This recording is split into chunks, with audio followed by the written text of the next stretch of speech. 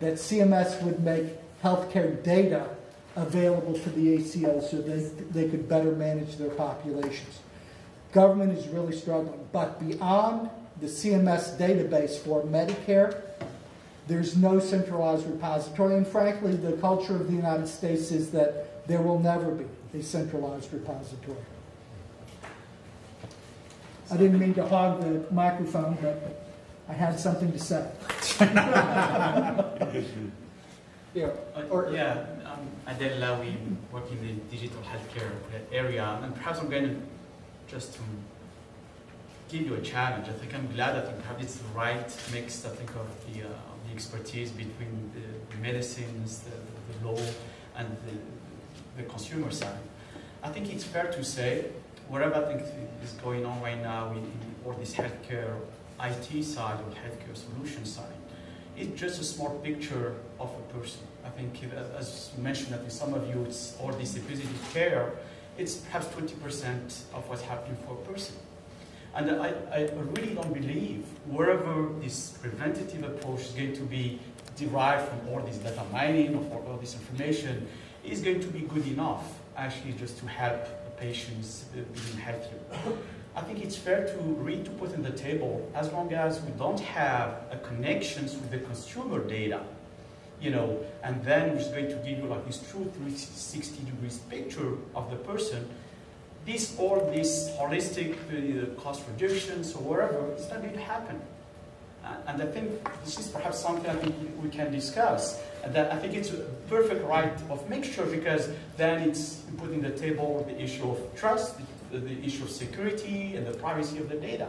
And this is actually where actually the meat is, and we need to discuss that.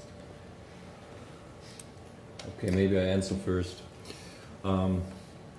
Even within our organization, there's still a lot of resistance to accept the fact that prevention, change of lifestyle, will be something that we should put a lot of focus on, because we don't understand it how we make money with this.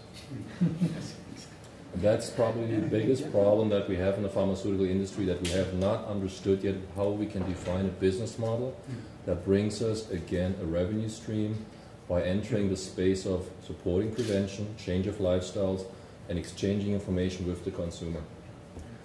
Compounds are much easier to make cash with.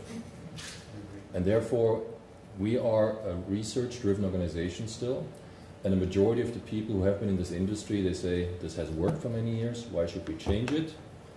And unless you show me a model that works and brings me about the same profitability, I'm only supporting this maybe half-hearted. So that's why we're struggling right now and really desperately searching to create a business model in cooperation with other companies who are coming from the other side of the fence. But this is still not resolved for us in the pharma industry. That's why a big portion of our top management is still hanging on to the old models. Maybe a different angle, always from the consumer side. I think the data which we have in our data centers, is it at Google with all your behavior of what you're buying, which e-commerce you're doing, where are you moving, and so forth.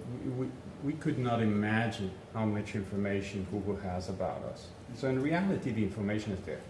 You know, data centers, you were asking about where is the data captured.